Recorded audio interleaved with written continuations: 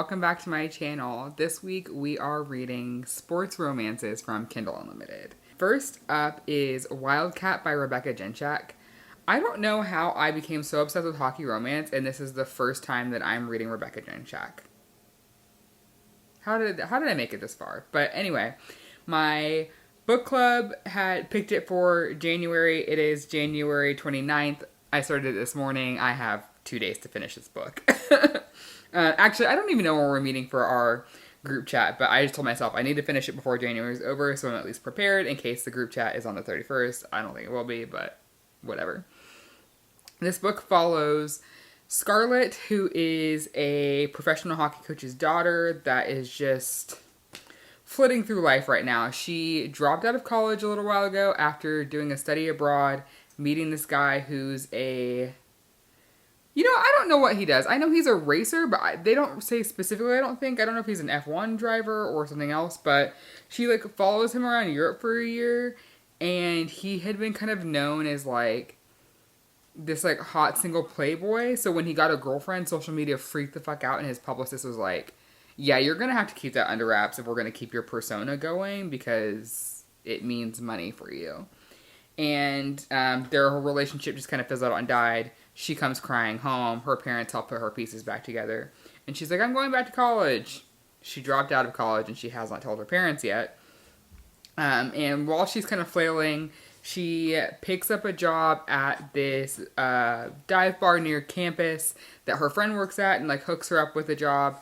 She's terrible at it, but she meets Leo that night, who happens to be an NHL player on her dad's team, and she has no idea. She just thinks that he's a college kid out having a good time, and that's not untrue. He got drafted his sophomore year of college, or he dropped out to go pro. So he dropped out of college, well, he didn't drop out. He left college full-time after his sophomore year to go pro, and he just kept going to school while he was playing hockey. He would take, one class online through the semester because I don't know how you could do more with the way hockey schedule is. And then during their breaks, he takes summer classes so that way he can knock it out. And he's taking the slow and steady approach because he still wants a degree to fall back on when hockey is over. So it's not untrue that he's a college student, but he also didn't tell her who he was, and he had no idea who she was. And that's where we're at right now. They just ran into each other at a preseason barbecue situation that her parents are throwing at the house to have all the players over, and her mom's like, it would be good if you came and showed up for your dad, and she's like, okay, I'll be there. Run smack into him after this man didn't talk to her for a week after that random hookup, and he's been telling his friends oh, I'm gonna call her this weekend, I really want to see her again, but I don't want it to just be hooking up, I really like her. But he was silent that whole week. And yeah, he was busy with camp and stuff, but you couldn't have sent a text, just a quick little nothing, but whatever. And so she's rightfully pissed at him, and that's where we are right now. And I think I'm gonna finish this pretty quickly. I'm enjoying the pacing of this so far. I like that they both seem to have other things kind of going on. Obviously for him it's hockey, but it's also he just got named alternate captain. And he's got his school stuff going on, and then she's trying to figure out her life. She really enjoys photography, and it's not just a hobby to her, and it sounds like she kind of wants to see if it could be a career path. So I'm sure that's going to come up some way. I have a feeling she's going to end up working for the team or something, and that her dad's going to go full nepo baby and be like, here, please do this, which I hope goes well for her, because it doesn't seem that college is really her thing, and it's not for everybody. So I am going to run some after work errands here, and then I will give you an update when I hit the 50% mark. Okay, quick update. I just hosted my first ever reading sprints. They were super duper fun. Maybe I'll insert a clip in here, but I am now 255 pages into Wildcat. I'm liking it so far. The smut scenes are so weird to me, it almost feels like they happen because the author goes oh, this is supposed to happen right now, so I'm just gonna have them do it, but it's it feels honestly like timeline entries with bulleted notes rather than this meaningful or just generally fun connection between them. And the flirting and banter that leads up to it is fun and it's great. and like their chemistry is great, and it just like the book feels kind of sexy. But then you get to the actual scenes, and you're just kind of like, I please stop. I don't want this. It feels clinical almost. But I love their relationship, so I don't know. It's just like it feels very disjointed. But I am, like I said, enjoying so much other things that are going on. I really like that Leo isn't trying to like fix Scarlet. She keeps bringing up how she feels. Maybe rudderless is the wrong thing, but she says like, my life is not together, and I'm hesitant to be with someone who's like seemingly has their life together. And he's like, I do not have my life together. He's like, I just have a structured job that makes it look like my life is together, but my life is not together. And as they're together and like that keeps coming up, number one, I like that it's not coming up too much. It comes up naturally. So at least on that front, it feels like the author put a lot of thought into that. Like, it's not Scarlet being like, woe is me all of the time. And honestly, most of the time she doesn't. She's very strong in her convictions of wanting to pursue photography. She's putting herself out there. She's, has friends who are doing adjacent things that would require it. Like, one of her friends is an aspiring writer, went to school for journalism, but like isn't using her degree. But I think she's been freelancing for a site, and she's like, has asked Scarlet to go with her for things and be the photographer, because she's like, well, this is going to be a web article. They're not going to send a staff photographer for this. It would be great if you came, and like, I would love for you to, put yourself out there. And so that's happening. What is interesting to me is that like nothing's really happening for Leo, and I kind of wish there was. There are some things that have been built up, like I said, he is the alternate captain, and he's trying to take some responsibility with the team, but there hasn't been any conflict within the team, or like seeing him like mentor any of the young players. Like, there's been none of that. His biggest hurdle is the fact that he's dating the coach's daughter, and like he feels guilty kind of about that for like not telling him. But I just want more. He just feels like whatever the hockey equivalent is to the Flat Stanley character. Do you guys remember those? I didn't have them in elementary school, but my brothers did, and I remember when they first got them, they had to take Flat Stanley around the house, like take photos of with him and take him everywhere with him. And he was just this little 2D flat little character, and that is how Leo feels to me. And then there are these moments where he says these really sweet things to her, or he's just very confident and clear in the direction of their relationship and what he wants, and times when she's questioning it. And she has a lot of past hurt, and I won't say full insecurities, because like, I mean, I'm sure there are insecurities, but she doesn't make them a whole moment. She just brings them up, and then he assuages them, and then she just kind of moves on. But it just feels like that's his whole purpose, is to show up, do whatever she needs, and then he leaves. It's like if Scarlett's not on screen, neither is he. He's just Ken. And that's fine, but I don't know. I wanted a little bit more. I think because of the last couple of hockey books I've read like this, the guy has had something else going on than just hockey, or he's had something going on internally with hockey, like mentoring some other players or something, where you get to see more of him and he's not just this flat character. It's letting me down in that sense a little bit, but it's still such an enjoyable read that I'll be surprised if this is lower than a 3.5 or 4 star. So I am going to wash my makeup off my face, read a little bit more, and then go to bed. And I will update you tomorrow. Look at me updating every day like I said I would. Pat on the back. Okay, I finished Wildcat by Rebecca Jenshak for my book club pick this month. Well, not my book club pick. My book club's pick. I'm picking February's book, and I technically already have. But finished it. I'm going to give it 3.5 stars. It wasn't great, but it wasn't bad either. And to me, giving something a 3 to 3.5 is like, it was good, but nothing really to write home about. As I mentioned yesterday, Leo felt very flat to me, and that never really changed throughout the book. And what's wild is he would bring up things that should make me feel more towards him. Like, he definitely was the driving force behind his relationship with Scarlet. He pushed her to be more open to things, like about them handling things together, getting her to understand that, like, she makes a comment about him being the one to date up. They're going out somewhere, and he's known for not being photogenic, and she's like, oh yeah, this would be great, because when we take the photos, it'll look like you're the one dating up, and he's like, I am.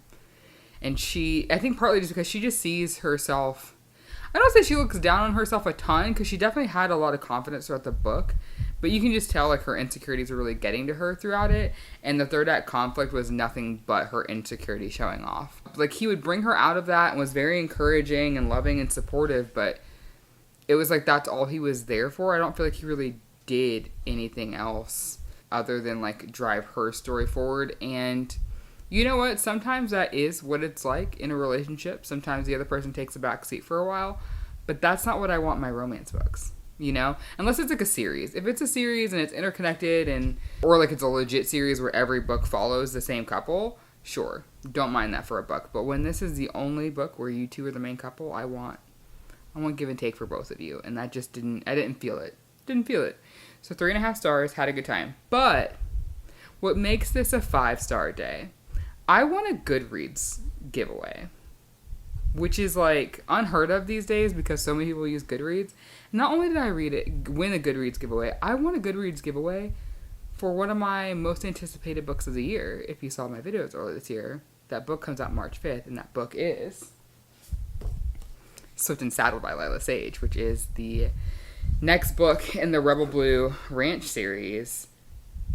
I still can't believe I have this physically in my hands. I won't say I begged, but I definitely slid into the DMs of the Dial Press last month, and it was like, hey, I went onto NetGalley as soon as the ARC for this showed up there, and I clicked request, and it's still pending, and I just wondered, are you out of your allotted, ebook copies for NetGalley? And if you are, like, no problem. And they're like, girl, what's your email?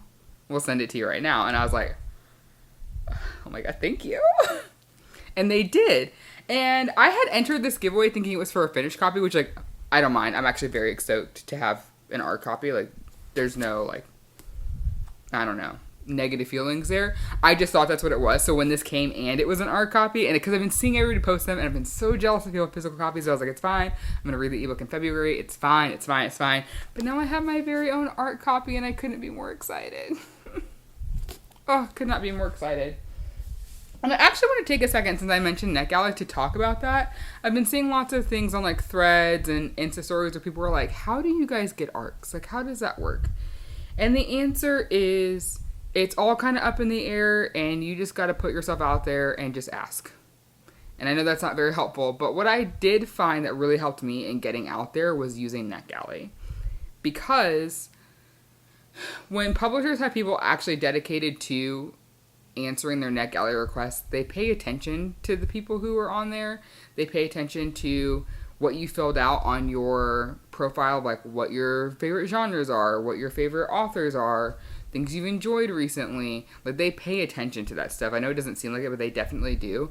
So that's where I would recommend that you start. If that's something you're interested in, if you've ever wondered what an ARC is, which is an advanced reader copy, it's when you get to read a book and review it early before it comes out. Publishers do that as a part of marketing because most people who are promoting books that are doing it on channels like mine are not being paid for that. They're just given that copy in exchange for their honest review. And it's kind of great, honestly. So what I recommend doing is going on NetGalley, and I'll try and do an overlay here of like a screen recording on my computer so you can see. Go on NetGalley, fill out your profile. Step 1, fill out your profile. Step 2, take a deep breath and do not go on an absurd requesting spree like I did. I am still paying for the fact that I requested a butt ton of books in 2018 and 2019 that I'm still not caught up on, which is my ratio on there is 45% right now, which is awful. One of my goals is to get that up into like the 60s and 70s this year. I'll explain the ratio in a minute. But go on there and look for books that are marked as read now. Those books mean you can click that button and immediately have a copy of that book available to you, whether that's say read now, and I think they do listen now for the audiobook ones, which are ALC's advanced listening copies. But you can do that and then read them and then review them. And do that for like 5 to 10 titles. And then start requesting the books that say request next to them. Especially if you have a smaller channel like mine. Like my YouTube channel, I have less than 300 subscribers here. On my Instagram, I'm just under 2K. So like my accounts aren't massive, but I get emails about ARCs literally every month from publishers. You don't have to be a person who's got a 10K, 50K, 100K Instagram account or YouTube channel to get advanced reader copies. What they're looking for are people who want to talk about the books, will talk about the books, and will talk about them passionately. So the other thing I would say too is look for things that you think you're really, really going to enjoy. What I like to do, especially if it's a book that, now you'll learn to kind of see these for a little bit, but especially if it's a book that has been on there for a little bit, or if it's read now, but the release date is kind of soon, and by soon I mean, okay, it's the end of January now, so if it's read now and the release date is like late March, early April, there's a good chance that if you search for the title on, let's say, Instagram or TikTok or Twitter or wherever, there's going to be people who've already read and reviewed it. I like to go through and read and listen to those reviews and just pick up on any keywords that either going to tell me like, oh, I'm absolutely going to love this, or like, ooh, that might not be for me. And the reason I recommend doing that is because while you technically aren't really penalized for giving books like 1, 2, or 3 stars, obviously they're looking for highly rated reviews, and they want you to then take your reviews that you have on there and then share them on GoodReads, on Amazon, on Barnes & Noble, like on the retailer sites. So that's something to keep in mind. And then step 3 is to keep your ratio as close to 80, if not 100% as possible. That ratio is your feedback ratio, and that means that you not only have read the book, but then you went back to get NetGalley and you marked, I finished this book, and then you write your review and you give it the star rating, and then off you go. Every time you do that, that adds to your ratio. So if you've requested 10 books and you have reviewed 5 of them on NetGalley, your ratio is 50%, right? Just like simple fractions. Try to keep that as close to 80% as possible. The other thing to say is it's the Wild West out there, and there are accounts that I know of that have gotten rejected for books that they requested on NetGalley, and then a week later they get what's called a widget where the publisher will email you with a picture of the book and a link to NetGalley that says, I'm inviting you to read this. So don't feel dejected if you get rejected for books that you care about. It happens to literally all of us of all account sizes. And if you are a fan of Berkeley romances, know that they are notorious for saying no to everyone. They did this big thing this last year where they made this new or renewed their Berkeley romance review program, which I'm very sad that I missed out on signing up for. I am definitely going to look out for that this coming fall when that reopens again. But I saw people on Instagram who were like, LOL, not me being in the Berkeley, review group and auto getting denied on NetGalley for these things. And then 2 weeks later, they get an email from the Berkeley group that's like, hey, romance readers, these books are up on NetGalley right now, and here's your widgets, invite you to read these. So, it is a bit of a toss-up. And the last thing I'll say is, don't be afraid to slide into the DMs of the publishers who are publishing the books that you're interested in, because a lot of times they will answer even when you think they won't. I am back with lights on and a brand new camera battery. So yeah, NetGalley is a little bit of a toss-up, but it's the best place to start. And you also can go to the different publishers' websites and look at their contact us page, and a lot of them have pages solely dedicated to answering the how do I get ARCs, how do I reach out to different imprints, what are your imprints on the bottoms of their website. So that's a place that you can go as well. So yeah, I think I'm going to try and wait for to start Swift and Saddled until February, because like I said, it doesn't come out till March, and I don't really want to be screaming about it for the next month with no one to talk about it with. So I think my next book is going to be Off the Beaten Path. This is a mountain-y set book. That's a word, right? I know it's a single dad romance. I don't think she's the nanny. No, Crazy Neighbor. Yeah, I love stories like this. It says, between organizing a charity auction and trying to renovate a cabin she can't afford, she's barely keeping her head above water. The other bright spot is her new friend she met on an anonymous dating app 4 months ago. That is, until she discovers he's the last person she would have expected. Her grumpy neighbor who she's never gotten along with. The FMC's name is Ren Daniels. And then the MMC is Holden Blankenship, who likes his life just the way it is. It says, after his wife left him, he spent years putting his life back together. Now he's got his daughter, who is the light of his world, his family, and surprisingly, an anonymous friend. But when his anonymous friend turns out to be his neighbor who drives him crazy, he's not sure what to make of it. especially when her contractor backs out of her cabin renovation project and he finds himself offering to help her. Now Ren is getting under his skin in a completely different way and turning all his carefully laid plans upside down. Ooh, I can't wait. This is a like fade to black limited spice romance. And honestly, after the questionable spice scenes in the last book, I'm very much looking forward to that. I've also heard this is really great for fans of Done and Dusted, which obviously I'm a big fan of, given the fact that I'm looking forward to something saddled, so I can't wait to dive in. So I'm going to read a little bit of this tonight, and then hopefully we'll have an update for you soon.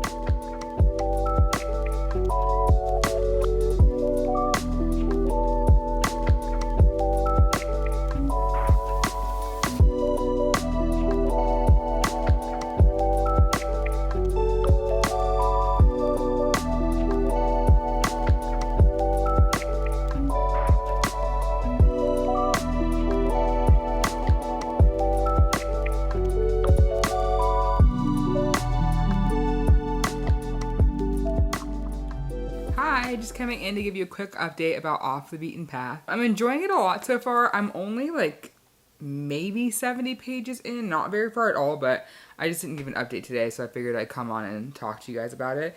The beginning's a little slow, but we have not only met both of our main characters, but we've now seen them interact with each other at least 2, if not 3 times. And it's giving...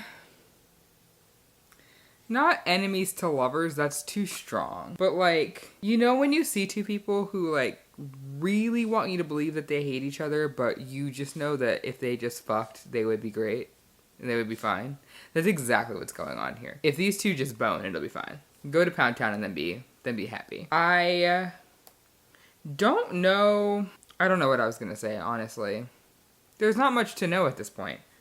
I'm 20% in. The vibes are good for the most part. Like I said, now that we're past that kind of like slower part, I did have a hard time getting through the first like 30-ish pages just because like things weren't really moving. But now things are moving. I really like Holden's daughter, whose name I can't remember right now. She's precious. She has to be somewhere between like 4 and 6 because she's old enough to talk in full sentences.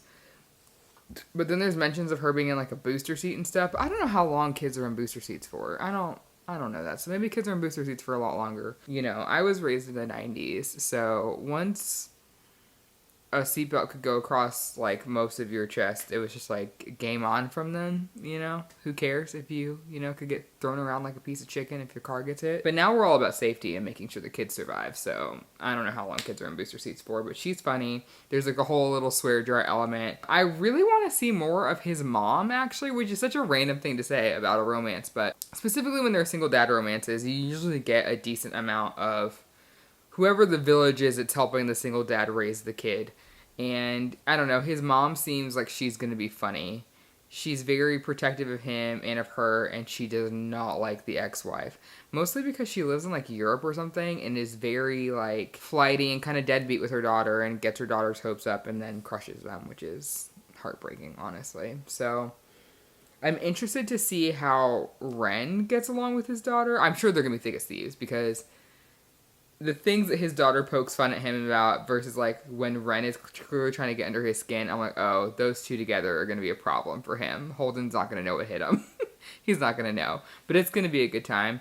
I think her contractor hasn't come into the picture yet, but like in the synopsis it says that he ditches the project. And that has to be happening soon. Right now we've been seeing her at these meetings at the local coffee shop with... Actually, his mom is a part of these meetings, and it's like her best friend and some other women in town, and they're throwing like a charity function of some sort, and they're supposed to like auction off bachelors, and they're trying to get Holden to be a part of it. They haven't told him that yet, but his mom's like, I'm going to get him to sign up. This man refuses to date anyone. He went on a sort of pseudo date with a woman whose daughter is in his daughter's class. He didn't think it was a date. She did think it was a date, and we got to watch the most awkward interaction between the 2 of them at a bar, and it was kind of funny to see them. I'm just like, girl, do you think he's like playing a game when he says like he's just not, like that's not what he's trying to do? I don't understand why no one believes this man when he's like, I don't want to date, leave me alone. I go to work, I eat, I sleep, I raise my daughter. Like, give me some space. And like everybody's on him. His sister is constantly nitpicking at him about dating. She's trying to sign him up for another dating app. He's the reason he was on one in the first place, and found Ren, even though he didn't realize it was Ren because it's an anonymous site. Yeah, I don't know. He's got the grump thing going on, but he right now has no real dimension to him other than that he's a dad, which is like fine. But I'm after the last book where the hero in that basically had no dimension. I'm really hoping that Holden does, and I'm hoping that because this is a closed door romance, there is more space for that instead of using sex as a cop out. So I'm gonna keep reading. And hopefully we'll either finish this tomorrow or at least be much farther in and be able to give you another update. The lighting's questionable, but I just had to give you an update because I am absolutely smitten with Off the Beaten Path by Madison Wright. If I wasn't standing, I'd be kicking my little feet and giggling. I mean, I am giggling, but I'm not kicking my little feet. It's so good. It's so good. Okay, let me read you a couple of my favorite quotes because they just happened in the same chapter. These people, they're so sweet. I can't. So she's reassuring him because the book starts off with us learning that Holden's wife left him and his daughter to move to France for whatever reason. Like, who just leaves their kid in another country, but whatever. And so she tells him, you're like our little spot off the beaten path. You have to work to find it, but when you do, it's breathtaking. I'm loving this trend of FMCs letting the male main characters just be soft and sweet and sometimes baby girl, because men need softness too. Let's do that all 2024. And then I just read this quote from his perspective. Suddenly I feel overwhelmed that I get to exist with her, that somehow in all of space and time, we turned out to be neighbors. We became friends on an anonymous app, and we ended up in my truck breathing the same air. And I know that sounds cheesy, but if you just read what I just read, the last like 15 pages, that would absolutely slap. Absolutely slap. I'm having the best time. I'll update you when I'm finished. Hi, it's been a couple days since my last update, but I finished Off the Beaten Path tonight on my reading sprints, and I had such a good time with this story. Holden and Ren were precious. I also really loved Holden's daughter June. I thought we got just the right amount of her in this book. One of the things, this book just hit everything for me. I think I mentioned before how the last book I read had kind of cringy smut scenes, and I really appreciated it. While this was closed door, she did not hold back on the banter and the tension and the chemistry building between the two of them. There were plenty of like hot makeout scenes where I was like, oh, these two are gonna have an explosive sex life. But I don't need to be there for that. They can do that on their own time. It felt very much like I was watching two friends fall for each other in the best way. Holden has spent so much time just making sure that June feels loved and supported and that he's just always there for her, that he obviously puts himself on the back burner because that's sometimes what happens as a parent. And it was really awesome to watch Ren help him find pieces of himself again and for him to feel like safe and comfortable with that. And June immediately fell in love with Ren. And that was also really beautiful to watch because obviously as a parent, that's such a huge deal when you bring someone new into your life and you're just not sure. And before they even told her that they were dating, there were moments when Ren just really would just show up for June. And it would just made it really easy to root for their relationship and for it to feel realistic because honestly, June's such a great kid that it's not hard to see why Ren would immediately love her. But I think we were so connected to Holden's worries at times that it did feel like a sigh of relief for us. It's like, oh, there's no friction here. I also really enjoyed the way Holden's internal conflicts with June's mother were handled. There was a lot of times where in his head and he was like, man, I should handle this way, or man, I should really get on to her for like letting June down, but he wouldn't voice those things. And at times other people step in for him, but when he finally does, it just feels so good. And I loved that June's mom accepted responsibility for her behavior and also just very clearly she admits to being selfish in some of her choices, but you can also tell that she really loves her daughter and that she feels bad for missing so many big parts of her life. But you can also kind of tell, and it's kind of in an unspoken way, but that she needs to be where she is. And I think that's something that I wish was a bit more widely accepted in romance novels, of sometimes the best thing for your child is for, I don't want to say not for you to not be there every day, but for you to not be there every day, but then for your kid to see the best version of you because of what you're choosing to do, and that it might keep you away from them, versus you being there every day and being miserable. Because when they were married, they were absolutely miserable. They shouldn't have gotten married. They only did because she was pregnant. So watching that come together was great. And then for Ren, everything for her really centered around her cabin and just like some financial woes there. And she expresses in the beginning when they're on the anonymous dating app about how some days life is just a lot and it's nice to come home and not be alone. And when you don't have the energy to like make yourself dinner that your partner will, and vice versa, and that you can kind of pick each other up, and they just did that for each other. This is phenomenal. I thought this was a debut, but I was wrong. Madison Wright has another series, something in Nashville. I forget the title of the series, but it flashed up on my Kindle at the end, as it does, when it recommends other things for you to read by the author. So I think I'm going to check that out because this just felt like home. I really enjoyed it. I can see this being a comfort reread that I reach for, because although it looks kind of thick, the font is big. I also, you know what I love? This is such a small thing, but it's not only in the print version, but also in the Kindle version. The commitment to the chapter title, like the numbers, being in the same font as the title. That's such a small thing, but I don't know. It was kind of nice. I really enjoyed that little design element. But yeah, this book was only like 26 chapters, I think. Maybe. Plus the epilogue, which was not long. And it also just made sense. That's another thing I really enjoyed, is that epilogues have started to get not only shorter, but more in the now, or like, this sounds so weird, but the recent future. Like, instead of it being like 5 years later, it's here's us 8 months from where you last saw us end off. And we're not in like this wildly different place. It's us coexisting together in the happy bubble you left us in. And sometimes it's not perfect, but it's real, and I really enjoyed that. So I rated this 4.5 stars. There were a few things that I didn't love or that felt a little clunky to me that like kept it from being a 5-star, but overall I really enjoyed it. And maybe upon reread I will bump it to a 5-star, but for now, 4.5. So with that being said, I'm gonna go to bed, and the next book you will see me read is The End Zone by Erin Mackenzie, which comes out next Friday the 9th.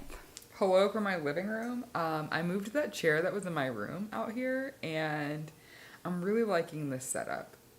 It fully like cuts the living room off from the kitchen. It's quite nice, and then the lighting comes in right here. This is great. Sorry. New discovery for me that could actually work, because I had this chair in here before and like didn't like it, but this setup is really working for me right now. I have spent the last hour reading The End Zone by Erin Mackenzie. This comes out on February 9th, and I'm having the best time. So this story follows Nate and Mia, who are best friends, have been since they met in college. Nate is a professional football player. I believe he's a running back, and Mia is a trainer looking to open her own studio. And in the beginning of the book, we find out that Nate is struggling with what I assume is anxiety. It hasn't been named yet, but based on like the dedication for the book, I assume that's what's going on. And he has taken a step away from his NFL team in the middle of season, which is a very hard thing for him to do. And Mia's trying to help him through that, and then also looking at opening her own studio. The vibes are phenomenal. It's definitely a slower burn. I'm at the 40% mark, and there has been no admission of feelings to each other at this point. There has been no kissing, none of that. But because they're best friends, number one, the tension is there. Number two, Nate has had feelings for her basically since he met her. Never acted on them, because in the beginning he was like, she just needs me to be her friend, and I am so happy to just be her friend.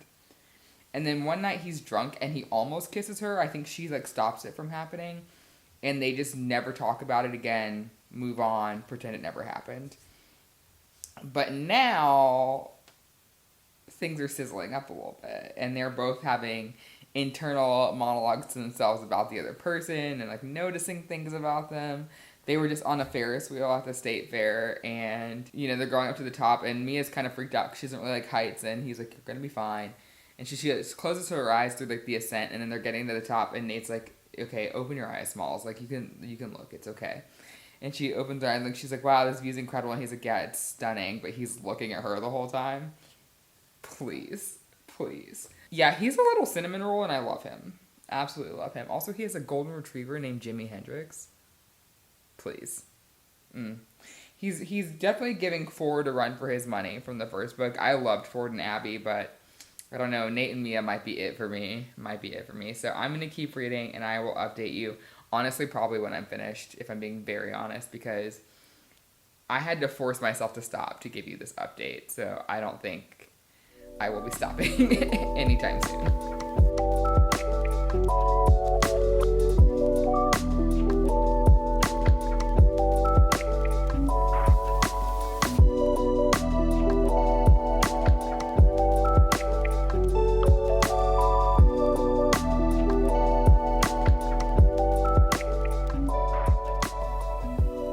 It's much later in the day, but I am not much farther into the end zone. But I had to come on and tell you, like, this book is so good. The tension is building so well. It's 7:39 p.m. for reference right now, and I literally just turned my TV off. I'm gonna go take a shower, and then I'm literally gonna spend the rest of the night reading, maybe even finishing this book tonight, because each time I pick it up, something happens, because like we're like building to a crescendo, if you will, and I don't want to get off the ride. I want to be here as everything builds. It's so good. So good. We have just crossed a friends don't do that together boundary in the best way possible. Once you guys read it, it's chapter 20. That scene is so hot. Good sexy times. Yeah, I don't have much else to say to you other than I'm so glad to finally be reading this book. I feel like I've been rooting for these two I have been rooting for them for a book and a half, because when we first met them in the first book, I was like, why aren't these two people together? Like, I do not understand. And we didn't even like see a ton of them in the first book, but it was so obvious that even then I was like, come on, what are y'all doing? Nate, get it together. Mia, get your head out of your ass. What are you doing? And now heads are being removed from asses, and I couldn't ask for a better time. Hi, I'm here on my lunch break. I just got home, but I had to come tell you guys that I finished The End Zone by Erin Mackenzie last night / this morning. I finished it this morning. It was so good, and honestly, the vibes of it were so unexpected for me, but I don't know why, because I absolutely loved, because the first book was so different. It was so different. Honestly, low-key feels like these books were written by two very different authors, and I do not mean that in a bad way. But the first book was a solid debut. This feels like it was just written by an author who has been with these characters for a very long time and who is very committed to telling a very specific type of story, and she just did it so well. I will keep my comments about the actual story pretty limited because this book isn't out yet. Hopefully by the time this video goes up, it will be, but I don't know when I'm posting this just yet, but it's phenomenal. So, friends to lovers story, apprehensive about switching from friends to lovers on one of their parts, and the other one is so gung-ho about it. And the anxiety rep was great. I liked that Erin didn't go super deep into how Nate's anxiety manifested. She didn't leave it like completely empty. Like, he definitely described some very just like common feelings, but I appreciate that she did that, so that way in theory it will reach a wider amount of people and maybe help people who don't realize they have anxiety kind of clock that a little bit and maybe help them figure that out. But that was great. The found family hangouts were great. If you can hear my dog, I'm so sorry. She is doing the absolute most right now. Yeah, we get all the teammates again and their significant others, and that's wonderful. There is a little side story brewing with Chase, Abby's brother from the first book. I imagine the third book will be his story, just based on some of the things we saw through the last third of this one. So I'm interested to see what happens with that. I'm sure she'll announce that soon, because there was very heavy leading in that direction. I don't know who else the next book could be about, honestly. with the way that that was set up. If you like slow burn, minimal spicy scenes, but when they happen, like they really matter, and just good emotional connection, this is for you. This is for you. And honestly, if you're not into sports romances, this is also for you, I would say, because the football is not a huge... It's a part of who Nate is, but it's not all that he is, and it's him figuring that out, and we spend so much time away from the field in this book. The football chapters I could probably list on two hands, so not a huge portion, so sports aren't your thing, but if you do like sports, dive on in. Dive on in. You're going to have a great time. Yeah, I don't know what else to say, because I could talk about some of my favorite parts, but that would be spoilers, you know? And I don't want to do that. I don't want to do that. But if you read this upon my recommendation and you get to chapter 20, leave a tent emoji in the comments, for sure. Would love to know how many of y'all get there and your thoughts about that. Maybe slide in my DMs on Instagram. It's linked in my description rather than putting that in the comments, because I don't want anyone to get spoiled, but would love to see other people's opinions of this story. But yeah, I mean, I had such a good time reading this, and I think I'm actually going to end this reading vlog here. 3 books is a great place to do that at. Yeah, thanks so much for watching. Thanks for liking and subscribing to my channel. I really, really appreciate it. It's grown so much in the last few months. And I will see you guys with another video soon.